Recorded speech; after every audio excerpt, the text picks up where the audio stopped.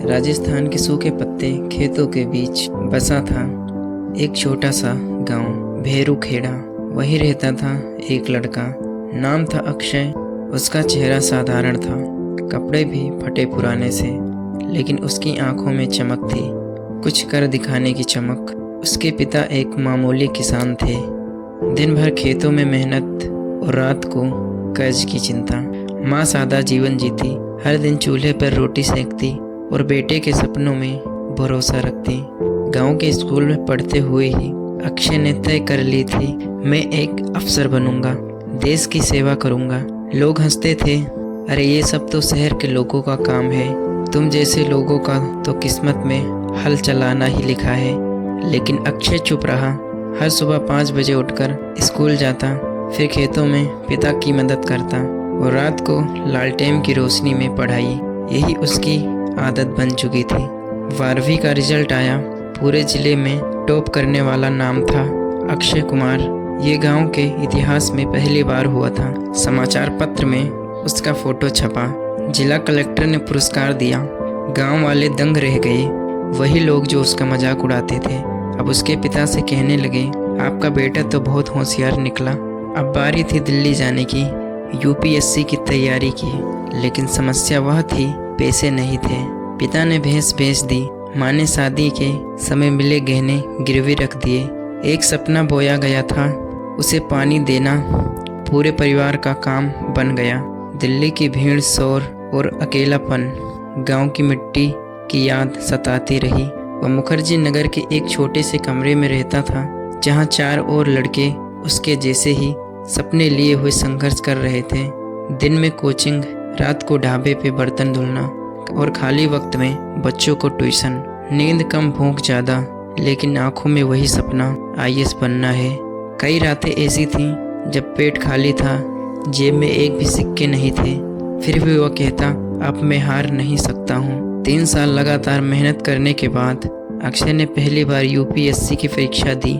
Mains भी ठीक गए, लेकिन जब रिजल्ट आया वह सिर्फ 3 नंबर से चूक गया। सब कुछ जैसे रुक गया हो। उसके हाथों से किताबें गिर गईं और आंखों से आंसू। गांव फोन किया, माँ बोली, बेटा पत्थर पर गिरी बूंदें भी आखिरकार निशान छोड़ देती हैं। तू पत्थर नहीं है, तू आग है, अब रुकना मत। फिर पिता ने कहा, बेटा हार गया तो हम नहीं कहेंगे अफसर बनने चला था, जब जीत जाएगा तो हर कोई कहेगा अक्षय ने कर दिखाया। उस रात अक्षय ने खुद से कहा, अब मैं सिर्फ अपने लिए नहीं लड़ रहा, माँ बाप, गांव और उन बच्चों के लिए भी लड़ रहा हूँ जिनके पास सपने तो होते हैं पर रास्ता नहीं। इसके बाद अक्षय ने खुद को पूरी तरह बदल डाला। अब वह सिर्फ किताबें नहीं पढ़ता था, वह स्वयं को पढ़ाने लगा। योग, मोटिवेशन, टाइम मैनेजमेंट और सबसे ज़रूरी नकारात्मक सोच से दूर रहना। वह हर दिन सुबह कहता, मैं कर सकता हूँ। हर रात को खुद से कहता, कल और बेहतर करूँगा। एनजीओ में बच्चों को पढ़ाते हुए उसने एक दिन एक बच्ची से पूछा, तुम क्या बनना चाहती हो? बच्ची बोली, आप जैसा, जो कभी हार नहीं मानते। यह सुनकर अक्षय की आंखें भर आईं।